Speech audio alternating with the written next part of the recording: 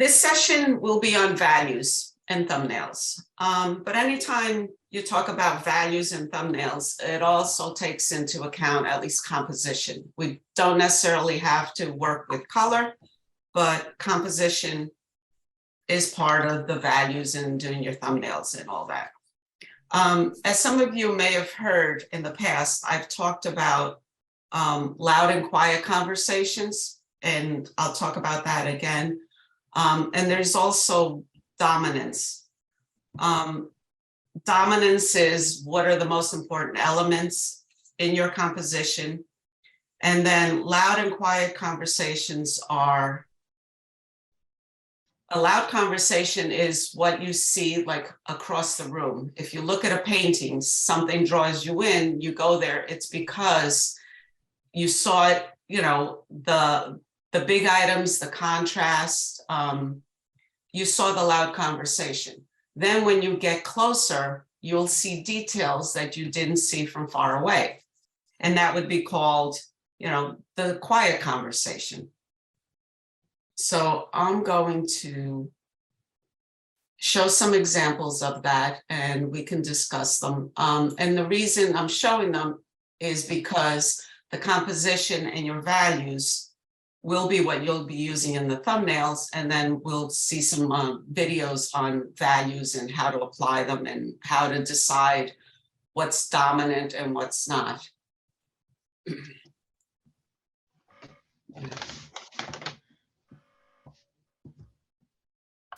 So I'm going to share my screen.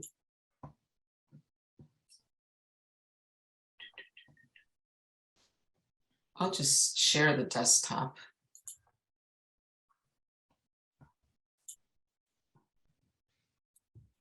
Oh, wait a minute. Are you seeing this? It says, what is dominance? Yes. Okay.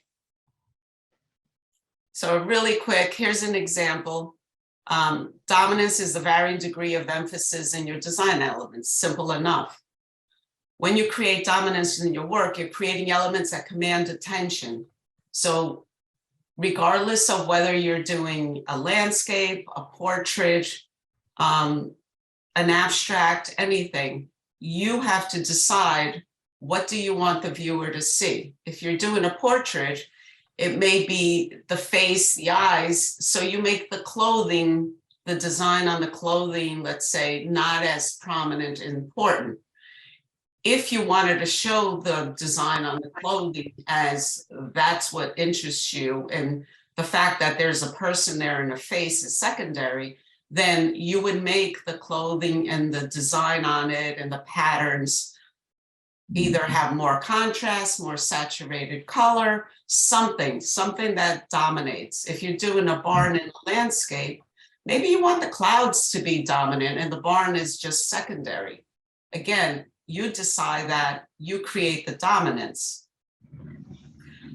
Because if you want to emphasize everything, you want these marvelous clouds, this bright red barn, the giant sunflowers that are bright yellow, and then the grass that's really saturated, a viewer doesn't know what to look at. Nothing stands out. Nothing has dominance over something else.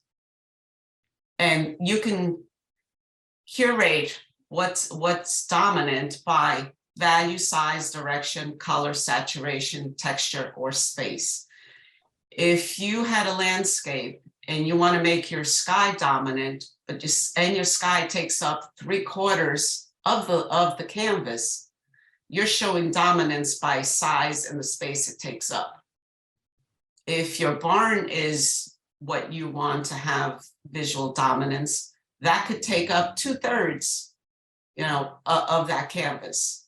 Again, what inspired you to paint it or create it, and then you want to show that to the viewer.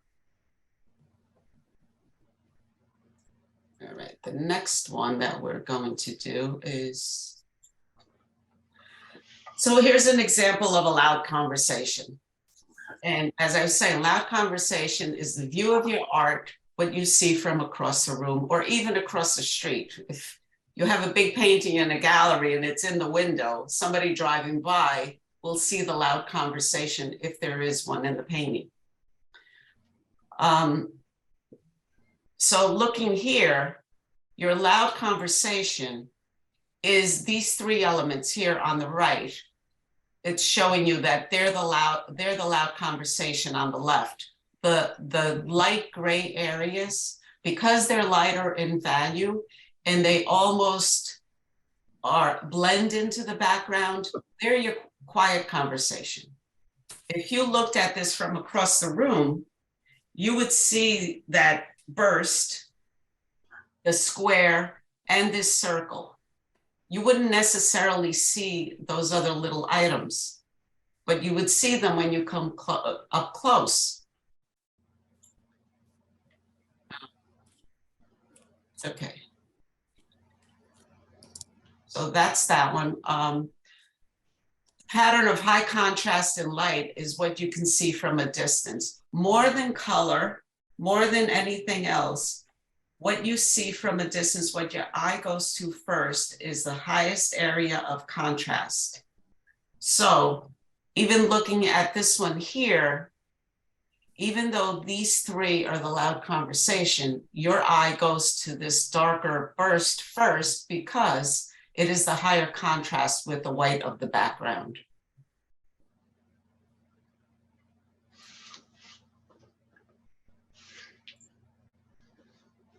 Okay.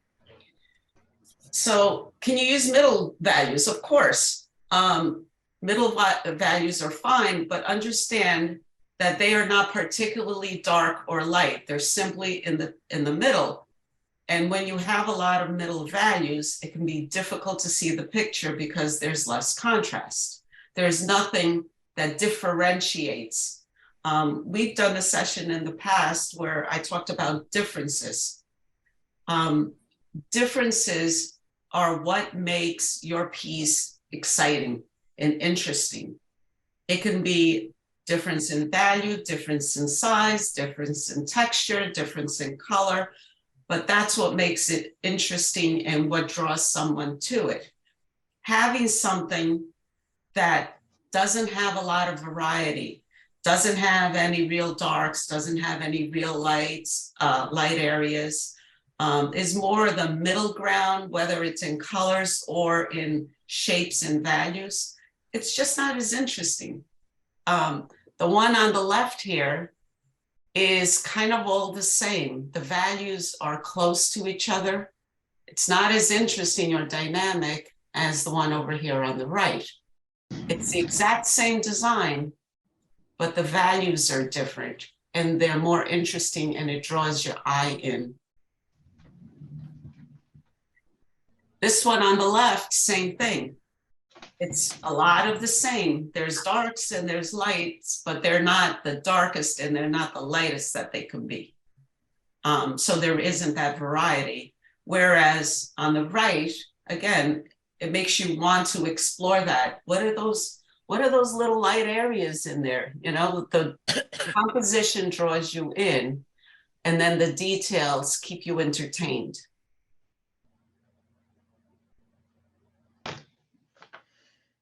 Okay. Any questions on that?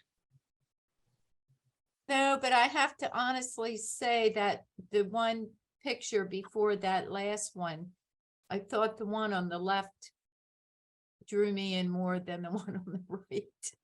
Let's see. Oh, wait. The one, well, look, no, this wasn't the one. Yeah. This one. So this one here on the left. Yeah. Yeah. Yeah, I did too. I would say maybe the one on the right, maybe keep this burst as dark it was here and make the one behind it a halfway value between this dark one and this light one. Yeah, this one doesn't have as much, maybe, well, it has variety. I don't know. I think both. I think if this gray was here, but maybe just a little darker. I think maybe because the one on the left has a larger image that is darker, so that seems to be more dominant than the one on the right that has that smaller dark circle. Yeah. It's Anyway, just an yeah. opinion. Yep, and that's fine. I mean, if this is what you want and it works for you, this one could be the attention is more to the black circle. So how would you get attention to something here? You change the values of the areas around it. How do you get attention to here? You change the values of the areas around that.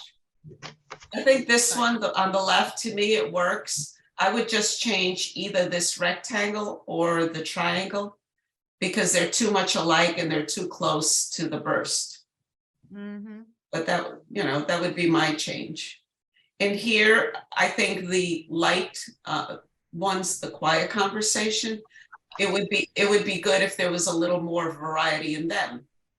But I think this is just showing you how changing the values makes you see it differently, even though it's the exact same composition. Maria, I think sometimes people talk about squinting when you're evaluating a scene or an object or something, or the picture. I think if you squint, you'll realize that that high contrast really shows. Yeah, when you squint, I think you see 4 or 5 values, something like that. The other thing is whatever you're working on, take a picture, put it on your phone and turn it to grayscale. And you can see if the values work or not, if it's interesting, if they lead your eye around. Well, and actually it says above there, unclear middle values, so. Right. All righty. Okay, so the next thing I'm going to do is there's a video that I just captured a little portion of it. The sound may not be the best. Sorry about that. But she is working on a painting that just has the middle values, and she adds just a few minutes of adding different touches makes a big difference. So here we go. She's head of coaching in Art to Life, and look at this. Do you see here? Here's high contrast, right? Loud conversation, loud, loud. See how your eye moves around? Where's this quiet conversation? Look at this beautiful quiet conversation. Look at this gorgeous. Look at the quiet conversation in the yellow there. Look at this subtlety. Look at the subtlety. Look at the contrast. Bold, contrast, subtlety, bold, subtlety, right? So, and notice how your eye moves from here to here. It goes all around, it goes here. She is deliberately taking you on a tour of this work. And we have the privilege and super honor to have Miss Susan here to demonstrate for us. Okay, Susan, thanks so much for being here. Now, do I stop sharing my screen, or will she? How do I do that? Okay, cool. Those are looking great, and these are for a show of yours upcoming, right? Or yeah, that's what I thought. They're just beautiful, just beautiful. Yeah, but I have a little painting to show you today to work on that's kind of in the middle range, middle values. But I kind of like the color, and I think we often get to that point where, like, there's stuff we like, we don't know how to change it, or we don't want to fix it. But you can start with a loud conversation. But what if you don't? What if you are in the middle and you have a bunch of middle values? It feels safer to be in the middle value range. You know, it's almost like, if I say it really quietly, then maybe nobody will hear me, and you know, that kind of thing. So I'm going to go ahead and go over to my table and show you what I'm working on. Okay. Can you see that okay? Mm-hmm. Yeah, that looks great. Yeah, well, yes. I'm working on a photograph, and I'm definitely not a photographer. This is the photo reference that I'm working from. And I'm trying to keep a somewhat limited palette, but, you know, I liked the verticals. There were these trees, and I had the dark coming across, and all the angular stuff but also with some of the tree shapes. But if I look at this with a value scale right now, even these light colors are, you know, kind of right in the middle. Yeah. Kind of maybe a number 4. The sky, even the sky, which is supposed to be light, is kind of here. So I think I'm going to start with just like, I really like this strong vertical. So I'm going to kind of restate that because it's not very strong right now. When you say restate, do you mean, are you can make it higher contrast? Yes. So I can take a dark color. Like, you gotta realize that color, yes, I love color too, but color has value, intrinsic value, right? So I can take a really dark red and I can put it in an area that's already dark, and it's a quiet conversation, right? Because it's not it's not contrasting with anything next to it that's really light. Does that make sense? Well, yeah, we certainly see it because there's more value contrast. Now, the contrast between the light side and the dark side around that dark tree that's the most noticeable thing in your whole painting now. We're just looking at that tree. It sure works. Yes, but the red next to the dark gray is subtle. That's the quiet conversation right there. Does that make sense? These little subtle changes inside this dark shape would be the quiet conversation. Yeah, well, we can have quiet conversation in dark shapes and in light shapes, but yes. Right. But if I put that dark next to an area that's light, then it becomes part of a loud conversation, right? I feel like it's starting to work better already. Yeah, so much so. Look at that, you guys, how fast that just starts, you know, notice how your eyes go left to right now. It's so cool. Yeah, and I love like smushy areas next to really clean, sharp lines. So, but I need a dark horizontal shape. And Yeah. I love that when you mix black and yellow, you get this green. So I kind of liked this dark. I want it to be green, you know, like I don't want everything to be black just because it's part of a loud conversation, just because it's a dark.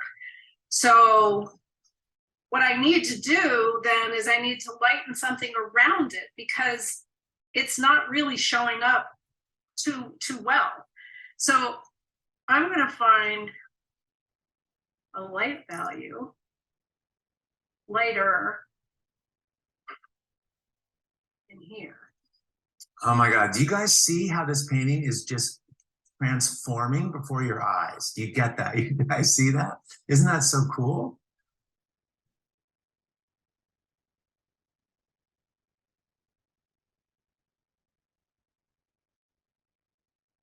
Again, I like that kind of messy Mm-hmm. mushiness. I don't want everything to have a sharp edge. I want differences, right? So I want areas that feel really organic and where you can see the quality of the paint, but I like some hard edges too. And just because the photograph doesn't show contrast in some areas doesn't mean I can't have it. Just because I want a light there. So I get to have, you know. Yeah, my dad used to say making a painting first, you know, first you're making a painting, then it has to relate to the subject matter. I love that. Yeah, absolutely. And, you know, I mean, certainly you could be thinking about this as you take your photograph, you know, or, I mean, you can kind of start thinking about those things when you're looking at subject matter, but it's all up for grabs.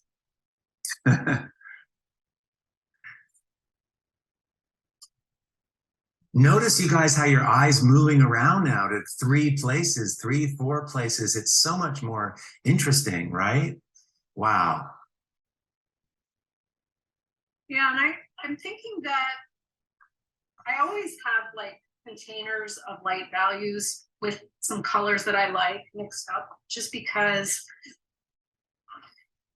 I don't have to mix. And the other thing that's, okay, I need a fresh brush, don't I?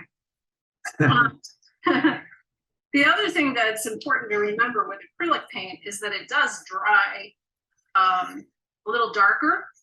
Mhm. So, you know, you kind of have to push, like, it might look like white on your palette, but it's going to have color, and it's going to dry a little darker. I also really love the gracefulness of that tree, but Yeah, me too. it's not as noticeable without having a really nice light next to it. The quiet conversation would be maybe this to this. Mm-hmm. There's a change of color, but not so much of value. I could lighten that even more, and you'd see a very subtle change in color. And I know, Nick, you don't paint around things, and I don't usually either, but I just want to, you know. Yeah, you're getting it. Wow. It doesn't have to be perfect. It's better if it's not. You see, you guys, when you use these principles, you can change your work so fast. I mean, I've been tracking the time here. She's been working on this 3 minutes. This thing has gotten so good so quickly. Yeah, I can get in there and nibble. Yeah, you can get that. That is just so good. What's bothering me right now is I love this tree, but Mhm. this house shape behind it is like, if you squint your eyes, it looks like it's Yeah. out of shape. I don't like that. So I'm going to come in there with something. Doesn't even matter really what color it is. It just needs to be A lighter value, a little bit of a value. lighter value. Yeah. Yeah, it can be a different color so that you still see it there, but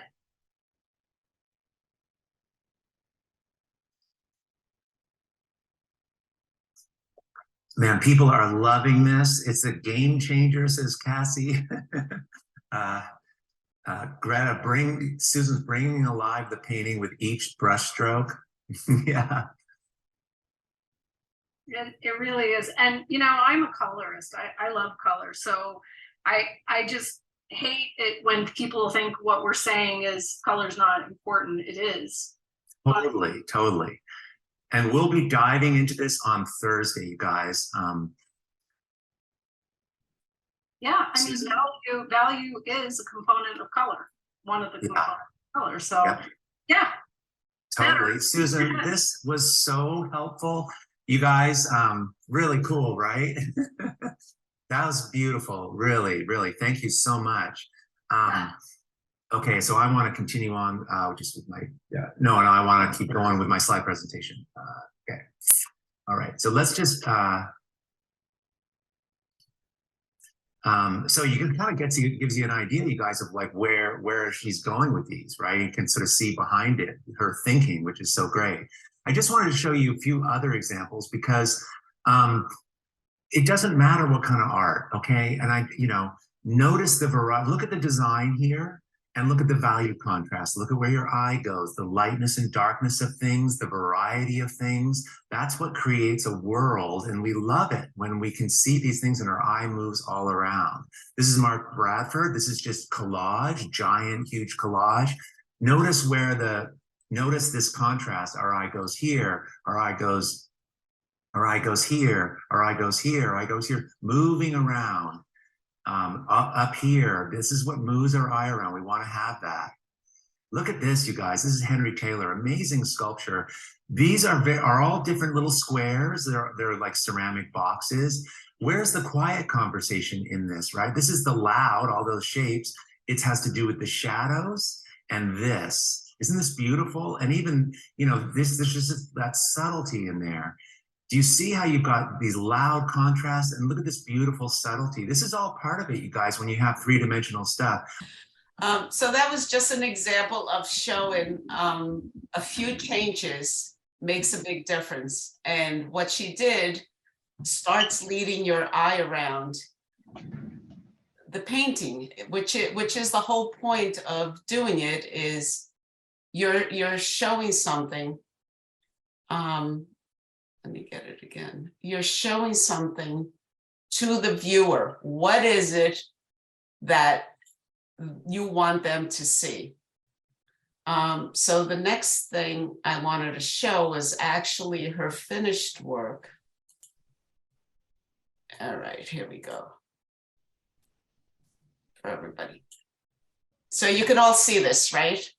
This is the reference she took. Now, any one of us would have seen that and said, okay, let's go somewhere else that's nice to paint a scene. But she liked, you know, the angle of the trees and like she was saying, the directions. There's diagonals, there's verticals. It can lead your eye around and be an interesting composition. So this is what it ended up looking like. She was just doing, this is the actual 24 by 24 inch painting. What she was showing was just on paper, like a sample of it, or, you know, a demo. I don't know if I like some of what she was doing a little better than some of this, but you can all see what she was talking about. And, you know, you go from here, you go here, you go here, you look at the whole painting and colors relate here. This one kind of relates to this, kind of relates to this color. So even that, it's in more subdued, but even that takes your eye around, you know? And then this little teal color in here is the only place that there is, and it's kind of a little, you know, jewel color in the middle of the other colors. So A question. I was curious about that dark pole on the left. Is that important just to move your eye around? Because it sort of feels like it distracts from the beauty of the angle of the house. What do you think? I mean, I hate to be critical. She's accomplished, but I just am curious about that. yeah, I think it works in the sense that you have this vertical here and you have this horizontal, and it's intermingled with the diagonals. So with all of that, I think it works. But that's the other thing, is knowing how these principles work, or, you know, composition, values, color, loud conversation, quiet conversation, taking those things into account allows you to get rid of stuff that you don't like and put in the things that you like that work. So Right. if you took this out, it might look like it needs something, but you may decide you like the branches of this shrub coming out kind of like these branches do. Yeah. You know, I think what all of this does is give you tools to question and critique your own work. Right.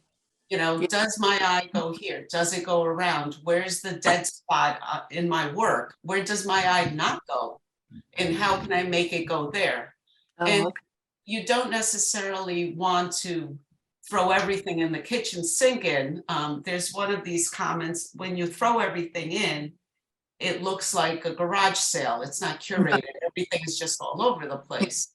Right. So you have to decide what's important to you. What do you like about it? Because bottom line is, you should be making work for yourself. And when you are happy with it and you like it and you're excited by it, then other people will be also. They will see it. If Right. you're creating something that, you know, it should be the rule of thirds and we should do this, and whenever you do this, you have to have that, you get bored with the work, your viewer will get bored with it. Yeah. Agreed. Thank you. You're welcome. One of the things I find interesting is that little carrot looking thing, the orange, and there's like 3 little orange things. It's like that. What is that doing in the bushes? Down in the bushes? Yeah, There's like, looks like a carrot sticking out. it does. This one's a little, it draws your eye right to there because there's this contrast around it and the shape of it. I don't know. I'm seeing it as you look here, you look here, you look here, you know, because the colors are the same. And then this guides you to look, you see the little dots on the tree, you kind of come up, you see this one kind of brings you here. You know, it's things that lead the eye and make it interesting. Again, you may not like this, so you probably wouldn't put that in there. But if you needed something to guide the eye around, it could be, you know, this area, maybe you extend it a little bit, you know? She also has like scribbles in here and all. You don't like that, don't put that in, you know? She is scribbling or scratching stuff in here to give it texture and give it variety.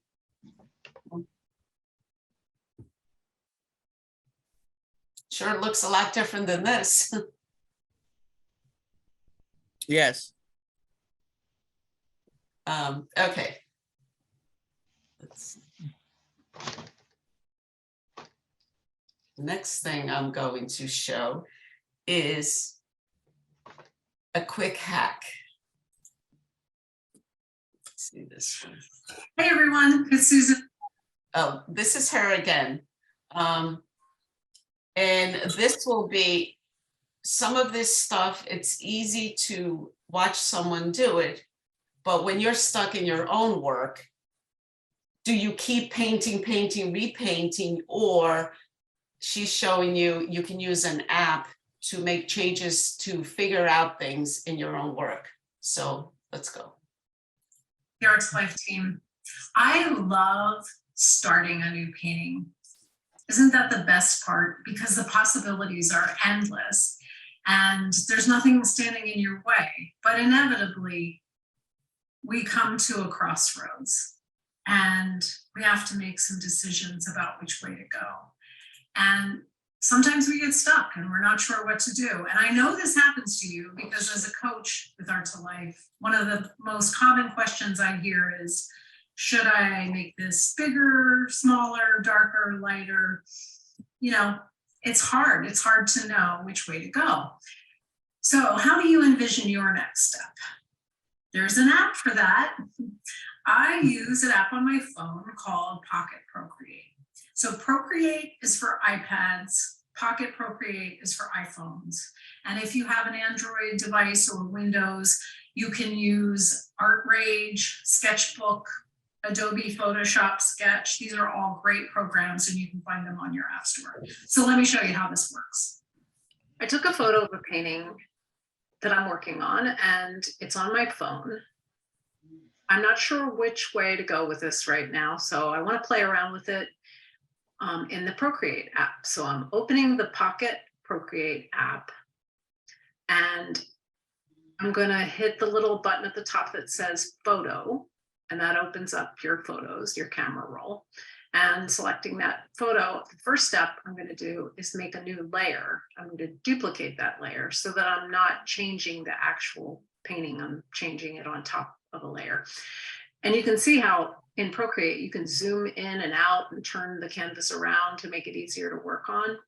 You can also select a color. You just simply tap with your finger different colors and it will choose those colors to work with, or you can pick new colors. That is the sliding scale on the left, which changes the brush size and opacity.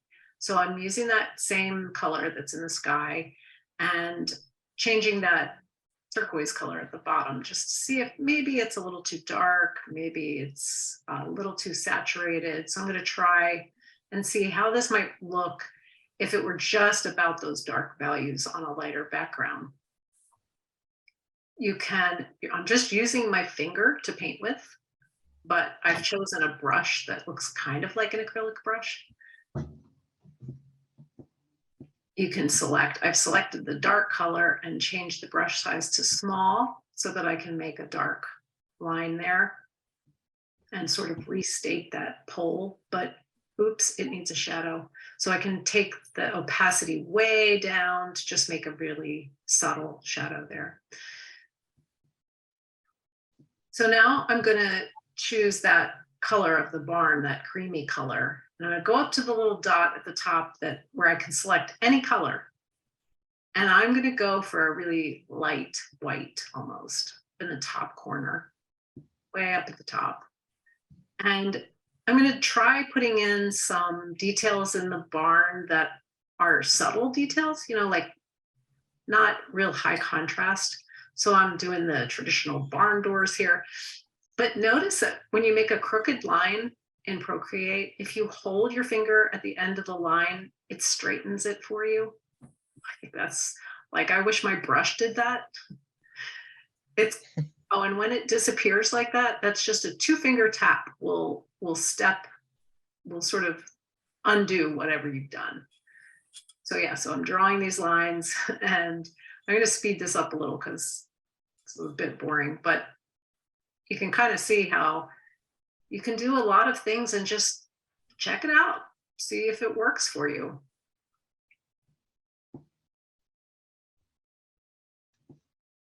I don't typically like resolve a painting all the way. Oh, okay. So when you're finished, you're going to select the image and hit that little more button at the top. And when you select that, you can choose to share it. And you can share it as a JPEG. And I'm just going to save it to my phone so that then I can go back to my photos and I can toggle between the before and the after and see which one I like better. The great thing about these apps is that the answers come from you. You're not asking someone else for their advice, what to do. You're coming up with the answers and seeing them. It's also fun if you have downtime, like you're in a waiting room or on a bus. It's fun to play with possibilities. I don't try to figure out the whole painting. It's really best for just getting you to the next place. Kind of gets me moving forward just to know what next step I can take. So I hope it helps you too. And if you have your own hack for figuring out where to go when you're stuck, please share in the comments below. I'm sure it would help. Okay. Any questions on that? Can you repeat some of the names of the apps? I got the one that said Pocket Procreate. She's had others, didn't she? Yes. Are you on, well, Pocket Procreate is for the iPhone. If you have an iPad, you can get Procreate from the App Store. If you have an Android phone, There were 3. Art Rage, Uh-huh. Sketchbook, or Adobe Photoshop Sketch. Those are for Androids. The Adobe Photoshop Sketch. Yes. Thank you.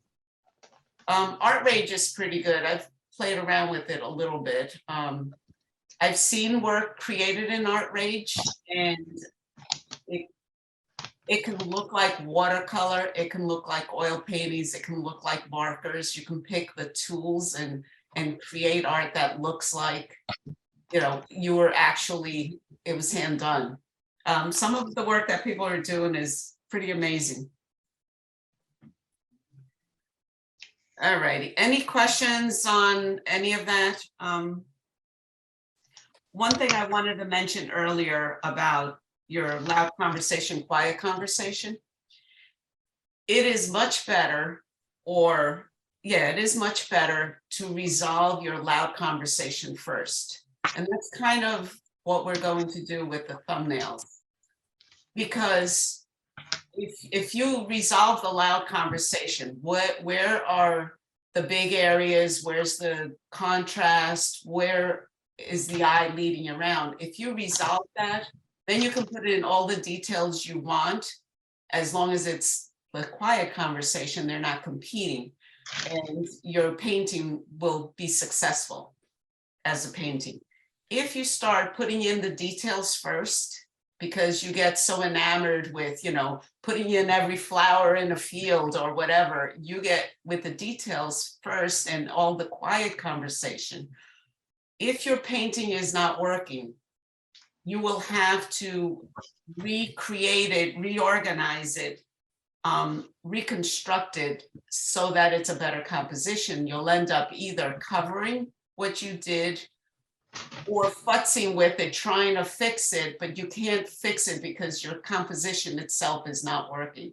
So go for the big shapes, Go for the contrast areas, go for the overall look first before you jump in with color and details and all of that. It's much easier working that way. And this is Ian Roberts. Oh no, there we go. Which we've used his work in some of our sessions before.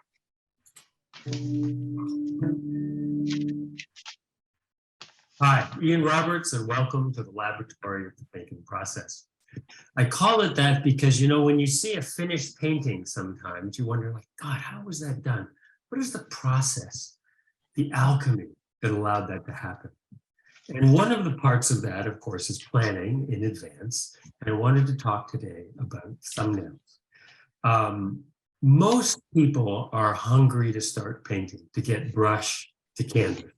One of the reasons is we probably don't get enough time to paint, life gets in the way. And so when we finally do get a chance to paint, we want to just get started. Now, I teach or have taught for workshops for years and years and years. And I emphasize structure and composition and recommend that students do thumbnails before they begin to paint. But you know, the van door opens, there's cypress trees and vineyards and old stone buildings and sunshine, and they just want to start. They're impatient. So here's a couple of thumbnails from students on workshops. And these aren't so much bad paintings, is they're just inattentive. They're rushed. They just want to get paint to canvas. And so they're not really serving any function. And what I wanted to do today is to talk about thumbnails and how you can make them functional tools to use before you begin to paint. So that they are, rather than using the word thumbnail, I think the idea of a roadmap is better. You know that expression, you want to have a map before you go into the woods. And so the roadmap is sort of looking at the main structure, the main shapes, the main emphasis, and the main contrast. So it gives you a sense of where you're going before you start. So I'm going to do one now for you so you get an idea of how a roadmap looks. So here's the image. And what I want to do is emphasize 2 or 3 things in drawing this. Probably draw it about that size, but I want to look at this line of buildings, you know, that are kind of coming through the landscape, stepping up here. A mountain that comes down here, a second one when I want to sort of a different angle, and then foreground, which has this nice entrance, that vertical in here, coming back to here. Now, this is the foreground. The buildings and these trees here, and even those trees there, that's the midground, and that's where all the information is going to be. Everything behind the buildings, this and this, that's background. That's clearly background. You can see atmospheric perspective beginning there, but this here, I would flatten that out so there's hardly anything happening. I wouldn't blue it because it's not far enough back for that, but atmospheric perspective is something that if this is background, you simplify it to force it to be behind us. Not behind us, but you know, in the distance.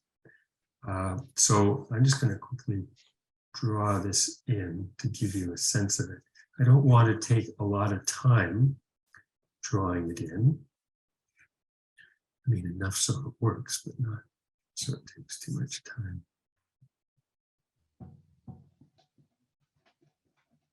Starting to get the sense. And see, all these things are overlapping here, and I want to get the sense of those objects going back into space, overlapping one after the next, after the next.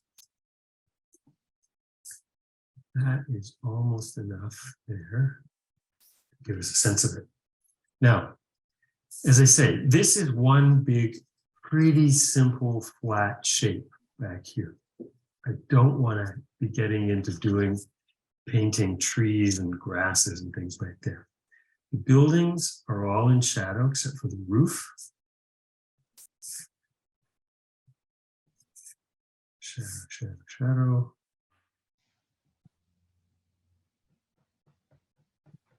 Then there's a real dark on that door against the light of the road there. A real dark on that hedge. Bit of a thing in a window here. This has darks, there's shadows. This big tree, there's shadows running across the roads here. Across here, a bit of dark there. Of course, there's darks running across here. Darks here. Doing this pretty quick, but I just want to give you the sense of what I mean by this roadmap. So here we have a simple shape, shape, shape.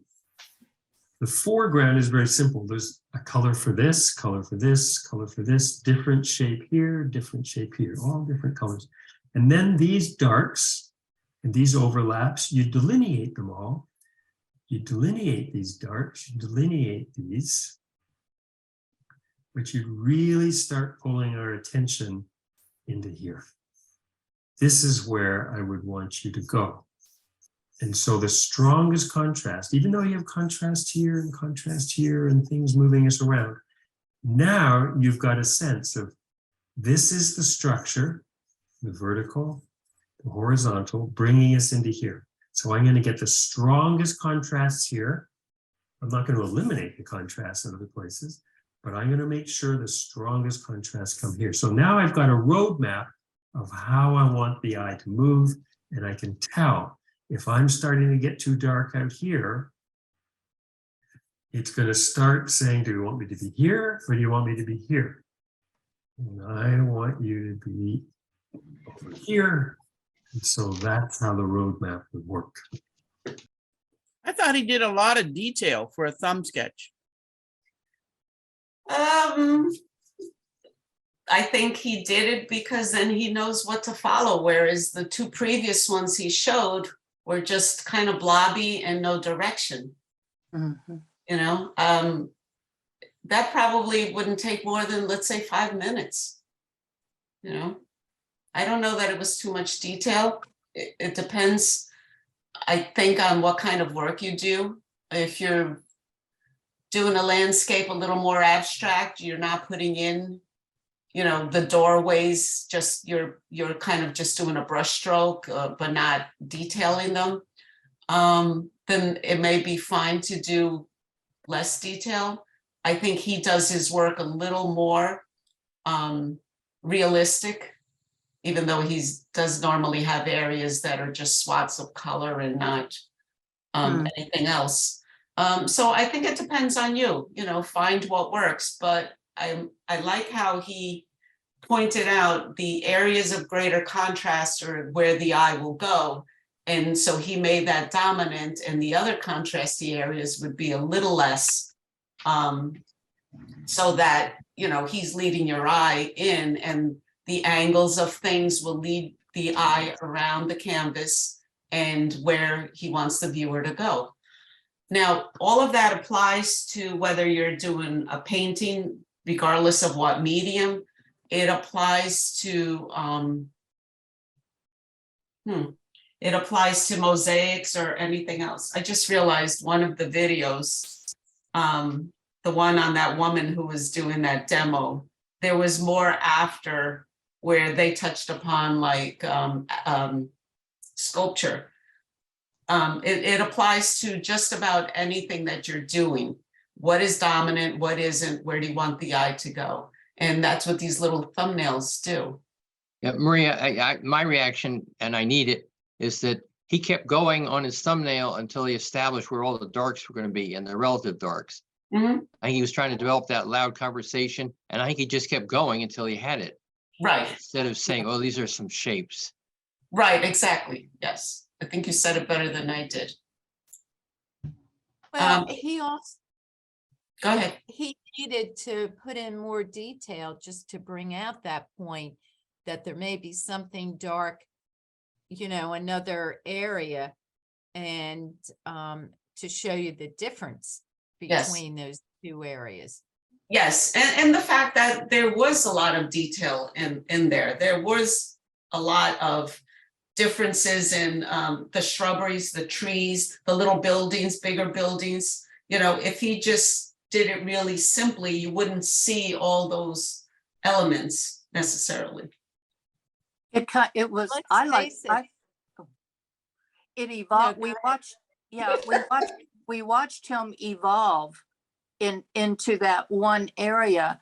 I have such a random mind that I thought, boy, that's what I need to do, because I see all these different things.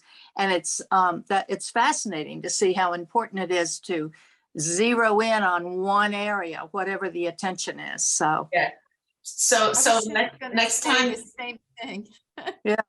next time you're working on something and you feel like there's too much, your eye goes all Yeah. over, ask yourself, is it a garage sale? yeah, that's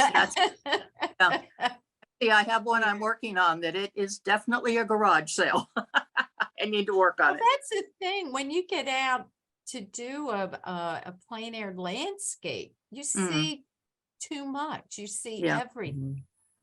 I think this is the one that has a really cool thing for that.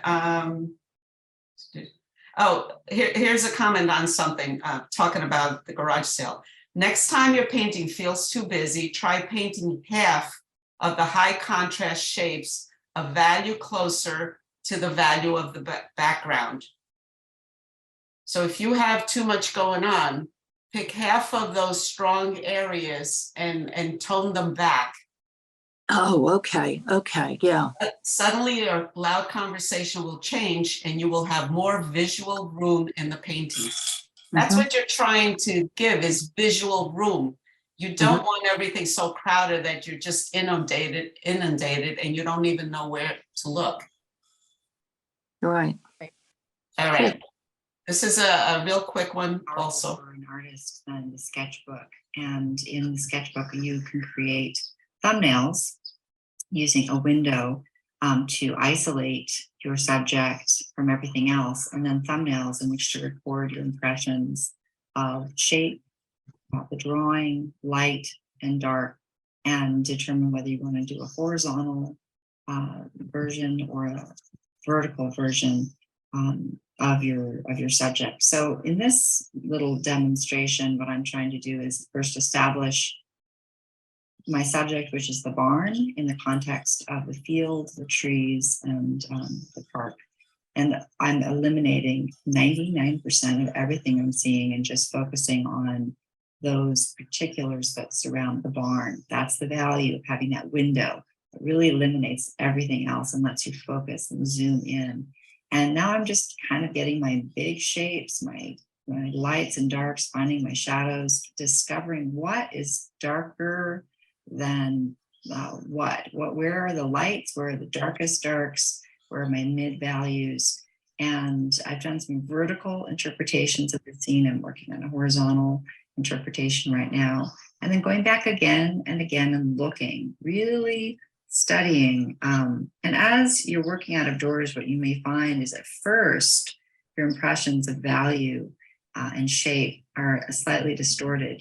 Everything is so bathed in natural light, it can be hard to really discern, especially midday, where are those value changes happening. And as you go along looking again and again and exploring with your pencil, or you might use a Tombow pen, which I have in my left hand, which come in wonderful variations of grays and are great quick ways to almost paint with your pen to get these relationships of value, light and dark, into play.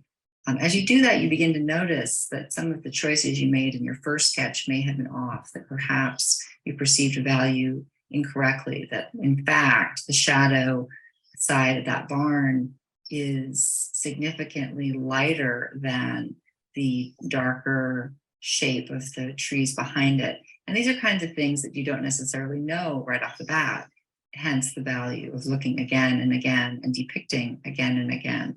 I might do an hour of thumbnails before I decide how I'm going to approach my scene. I make little color notes so that when I go back into the studio with my value studies and my thumbnails, I remember what the colors were.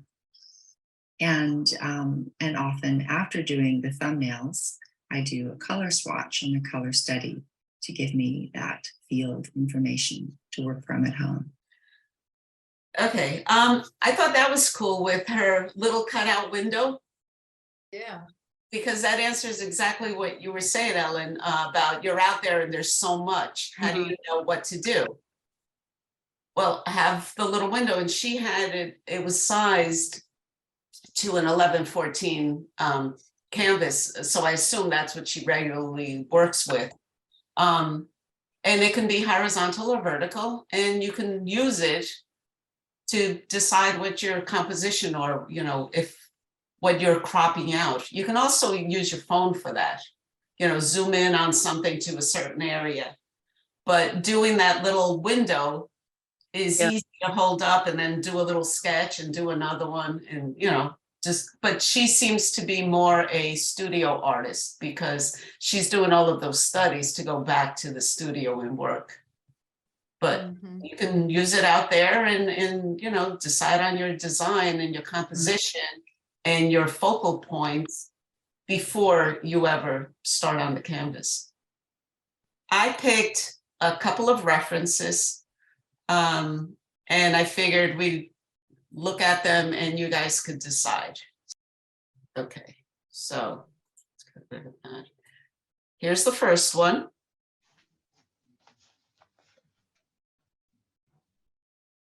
Second. Third. Fourth. And fifth. Notice there's a theme. I figured barns, grass, mountains, sky would be good, and you can pick a portion of it.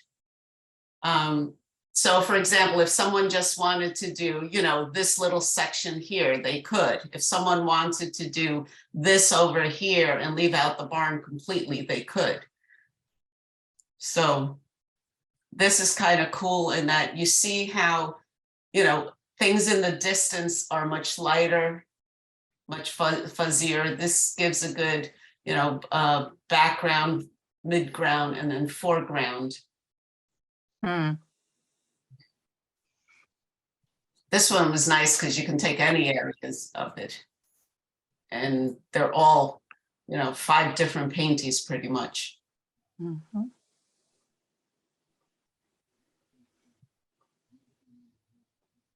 This, if someone wanted to, you can do this section, you can do this over here, just the barn. Make the barn small and the fencing the predominant. Again, this is only for thumbnails, so I expect 3 to 4 thumbnails for whatever reference we pick. And this one's kind of boring because you get that bullseye, it's right in the center. So what do you guys think? Or do you want to look for different ones? Yeah, well, that horizontal one, I guess, gives you more options. Or options? There was, let's see. I like that. Okay. I just want to show something. I think I've done this in the past, and it's in the sketch. Whoops, sorry. It's in the sketch club, also the sketchbook also. Reference resources. But you can get images online. So for example, Pixabay, free images and royalty free, so you can use them for your paintings.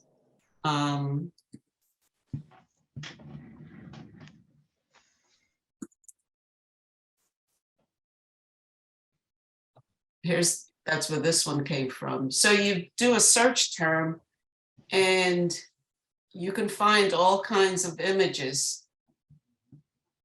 and then just download them. And oops, geez, I didn't have this yesterday.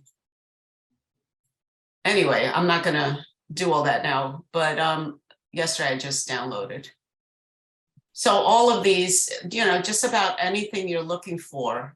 There's Pixabay. There is Unsplash, same thing.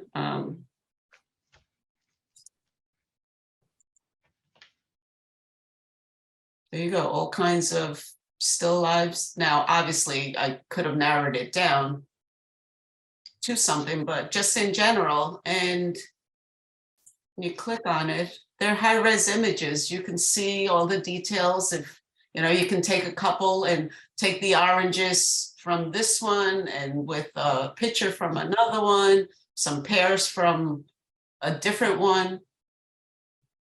And all of these are free to download and use. So you can use these, you can put them, do a painting of these, put them in a show and not reference the photographer.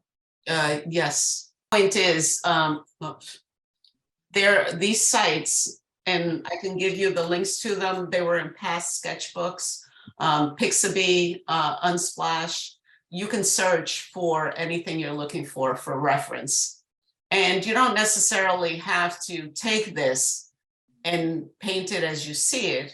Take this as the barn in a setting from a different photo with clouds from a third photo with a foreground of flowers that you like from a different one.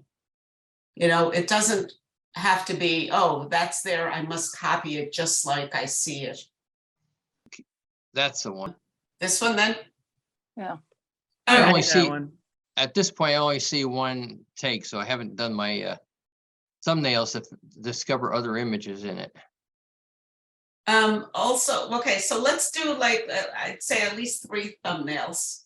It can be vertical, horizontal, obviously, and decide what you want to emphasize. And each one could be obviously a different emphasis on each 3 of the thumbnails. Let's keep them short, you know, spend like a minute or 2 on each. Right now it's 11:08. Let's do it like till 11:15 and then we can look at them. How does that sound? Good.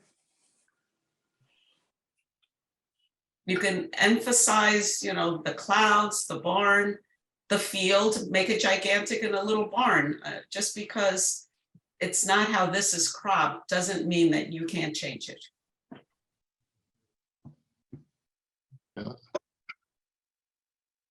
I bailed out at 2.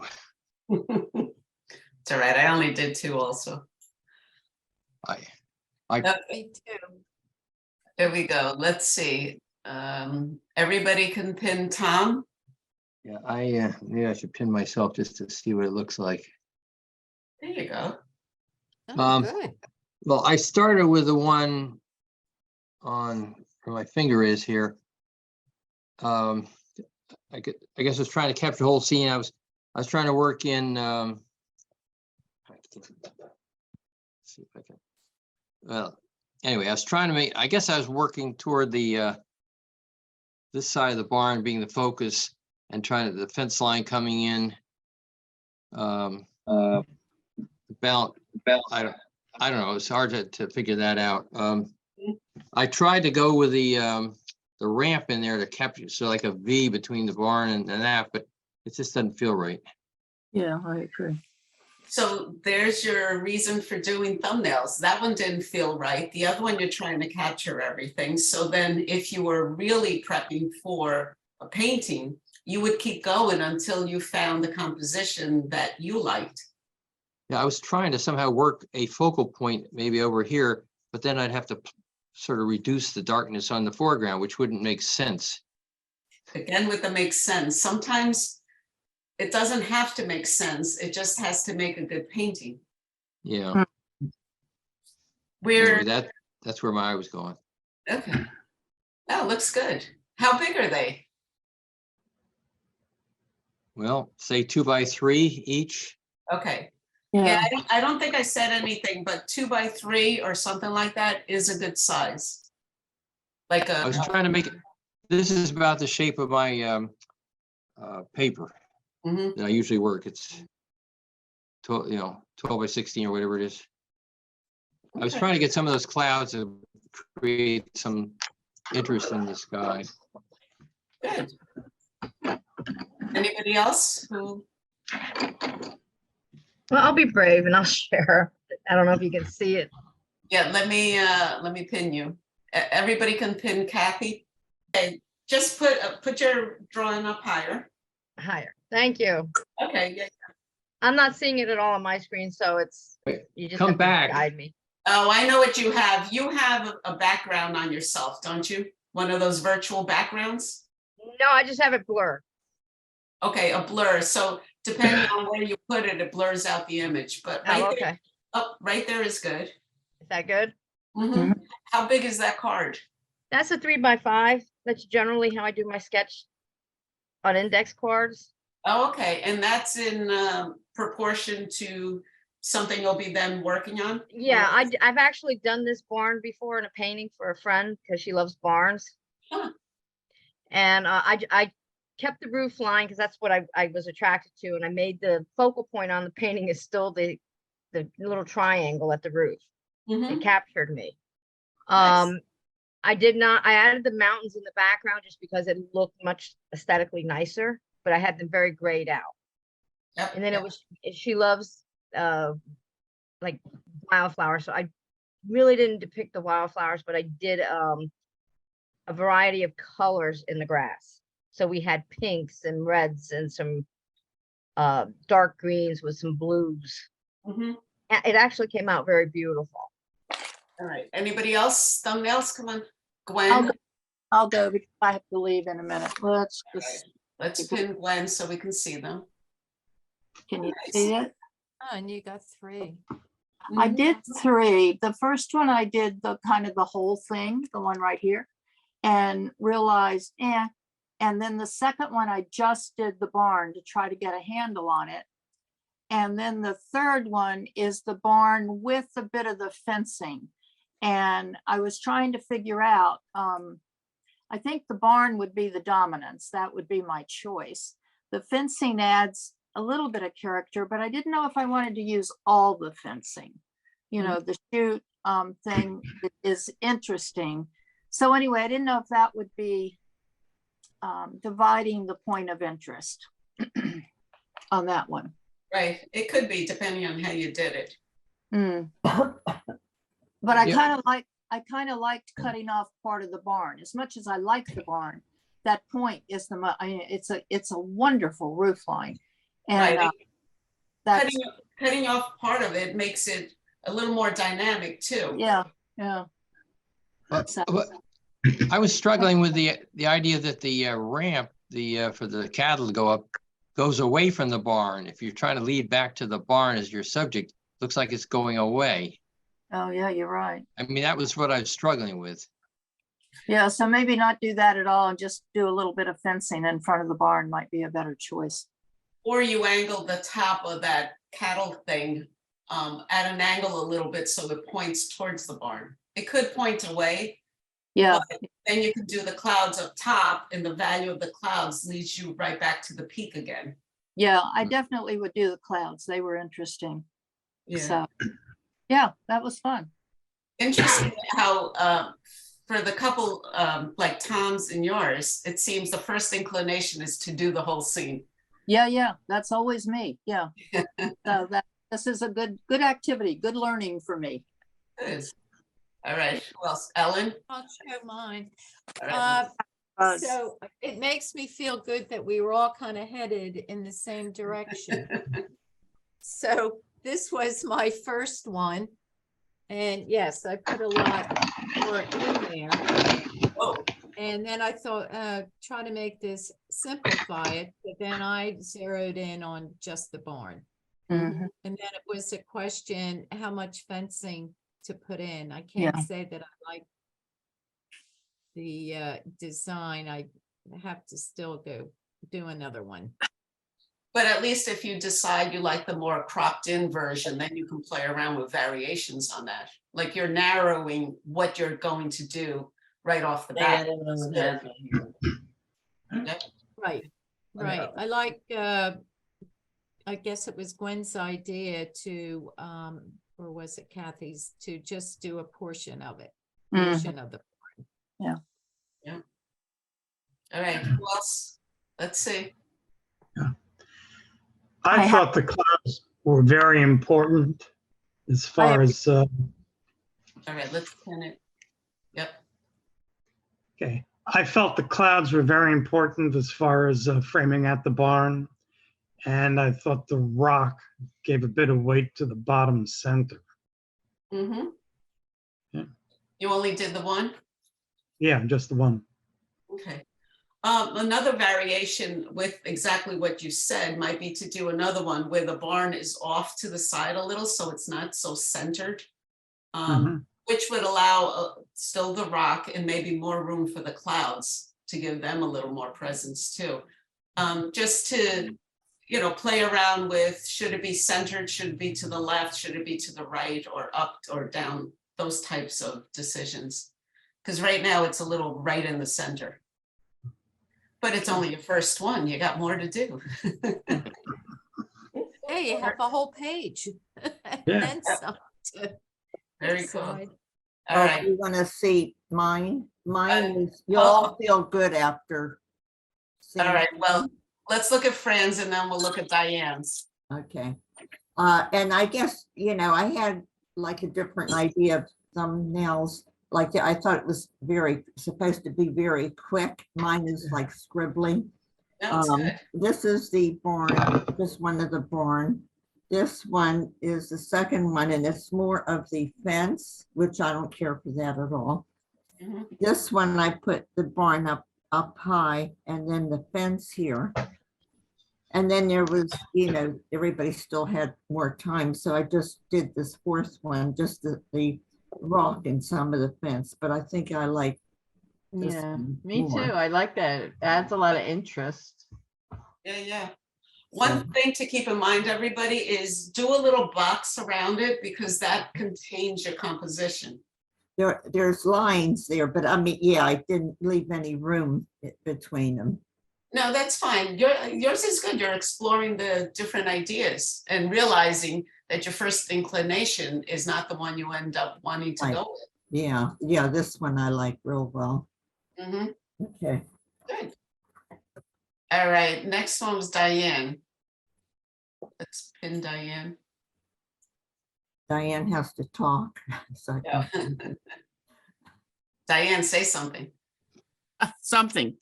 Keep I started out with 3 different shapes in the thumbnail idea. And just try to put a different angle on each shape. And then I wanted to practice the barn and the fencing down here, the cattle ramp. I sort of threw that in. So mine are very sketchy. I always have a hard time getting that angle in. I didn't get it in this picture. I didn't get it in this picture. I got it over here on the side by itself. So this is not in a frame. I just did it, and this is not in a frame. But I like the idea of trying to identify exactly what you want to do, what you want to eliminate, what you want to put in. Mm-hmm. I love the barn. I just love the roof of the barn. We have a barn locally, Bishop's Farm, where the Pinelands Preservation is, right in Vincenttown. We have a barn that looks just like that with that weird top. And then plein air Yeah, on Tuesdays, yeah, right? the plein air people go there all the time. I had a hard time with getting that top correct also. Yes. Yeah, but when you capture it, it's gorgeous. Mm. Like I think I got it good here, Right. but I missed it here and here. Oh, good. Now, there are a lot to do when you think about the fence, the barn, the grasses. I love the part about the barn where the railing is down, has fallen. You can tell I'd put more grasses in to show that it's a little overgrown, unattended. And Right. I did like the fact that there were clouds in it, but this thumbnail doesn't allow a whole lot of background because it's such a close one. Again, that has to do with what inspired you and what do you want the viewer to see? And if your inspiration was the barn and you want to put it that close up, then the clouds are not important, no matter how nice they looked in the picture. You don't have to put them in because they don't serve the narrative that you're putting in your painting. Yeah, I think I like this odd sketch right here the best. Mhm. He did a good job on that barn roof, that's for sure. Oh, this one, but this one Yeah. I didn't, that one I didn't. Yeah, but that is a difficult roof. It is a difficult roof. Joanne, do you have anything to show us? Did you do them? Yeah, sure.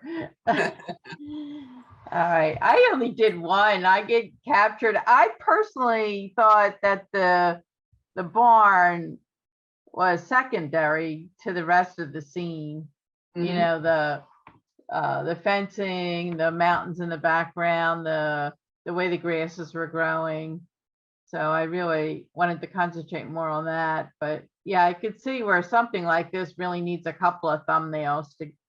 Yeah, get the because focus. you bypassed the whole thumbnail stage, didn't you? Well, I didn't really bypass it. I just didn't get past the first one. How big is that pad? It's I don't know, what is it? It's not that big. It's 5x8, 5x8. So you could have fit 2 or 3 on that page. Oh, sure. I'm not good at thumbnails. That's why we're practicing. Yeah, right. We need to practice them. That looks good though. All right, who else? Ellen? Yes, Oh, no, Ellen Barnett. Let's. Oh, pick sorry. Ellen. try to pin it here. Okay, can you hold it up a little bit more? Okay. Oh, nice. Very, I realized that I couldn't replicate the angles in a sketch because it was, there was a lot of perspective.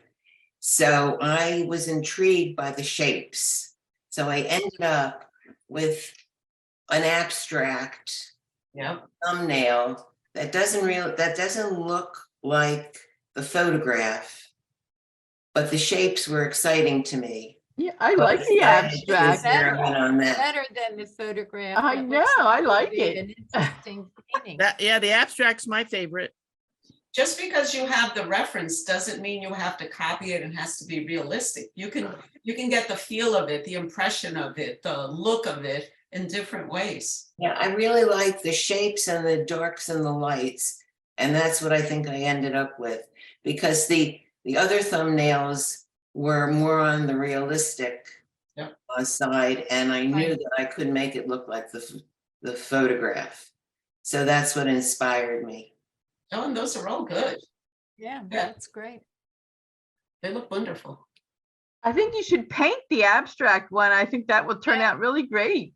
You don't even need the photo for reference after. Yeah. I'm not a plein air painter, and I find that when I'm out there, it's just so overwhelming. So having a little window, I think I think that trick would be helpful for me personally. Mm-hmm. Good. Okay, who else? Joy? Well, I always thought a thumbnail were like 1 inch square. And that's what I did, 1 inch square. So I don't know that you're going to be able to see very much. Let's see. Oh yeah. They're little, so I couldn't get much in there. Wow, I can't believe you can draw that little. So I thought that's what a thumbnail was, you know. Wow. There was I didn't like any of them because I couldn't put enough in there. Yeah. And the perspective was hard on the 1 inch. You know? Next time, maybe go for 2 inch by 2 inch. Well, you know what? I learned from you guys that a thumbnail doesn't have to be the size of your thumbnail. There was So yesterday. they were kind of worthless other than which part of the picture I might want to do. That's it.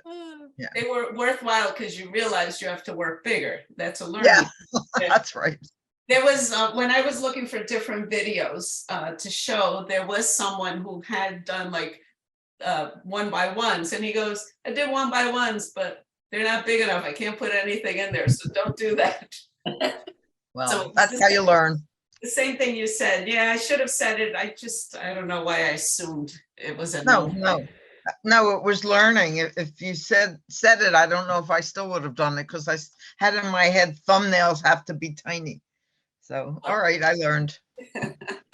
You know, That's the the other, whole point. the other thing I find is interesting is if it doesn't have to be square, it can be rectangular. And then I'm sorry, and it gives a whole different look. You're right.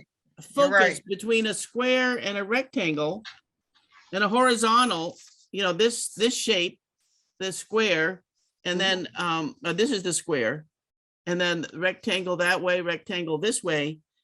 And that makes a whole different presentation. Yes, You're right. And Diane, they emphasize that if you have a work surface you're gonna work on, whatever shape you want to draw on, you ought to make your thumbnail the same ratio, Yes. same proportion, so you're not designing something that won't fit. So, Yeah. so two ways to look at it. You have a surface that you're going to paint on, so you do the thumbnails to that size or that proportion. You do thumbnails and then decide what size it's going to be after you know, you might be vertical, it might be horizontal, it might be round. So it depends on whether you have a surface to begin with, or you will fit the surface to your thumbnail after. So if you're doing it on paper, you can just as easily block out a vertical as you can a horizontal. If you're doing it on a canvas that you take with you for plein air, it can be a vertical or a horizontal, but you're still stuck in those proportions. Right. See, after I do my thumbnail, I take it to Procreate or another one that I use is Revel, and I generate a painting based on the thumbnail to see if I like it. And then I take it from there and then and tweak it there, and then I actually do the painting. Yeah, there's many different ways to do it. I think the whole idea of thumbnails, like Ian Roberts was saying, is it gives you a roadmap on how you approach it next, where you're going. So, Well, I do have to leave, so I just want. I was going to show. Here's my little thumbnails. Oh, okay. Let me see. Yeah, let me finish. Nice. Yeah, like it. So Yeah, I was see, trying. I to like put- that. Oh, I like the way that you accentuated the clouds. Right, the first one. Jeff, you would like that.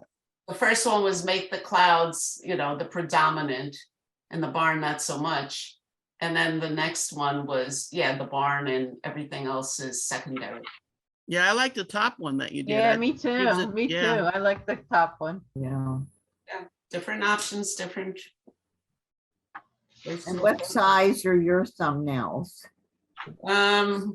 They look The size larger. of two thumbs. It's about 2 by 3 or so. Oh, okay. Well, that's a good size, better than mine. Yeah, I have printer paper that's folded in half because it, you know, it's got one. Oh, When you print out things that only have this on it and it's Yeah. useless. Right. There you go. So fold it 5.5 by 8.5, and I got 2 of them in, and there's still room. So 2 by 3 or so. They actually look bigger. They They do look look Yeah. bigger. they do. It all goes down to value. No. I like it. Well, I have I'm one going- too.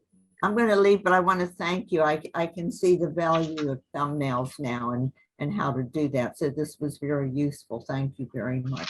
Oh, you're welcome. I'm glad Right, you did ma'am. okay.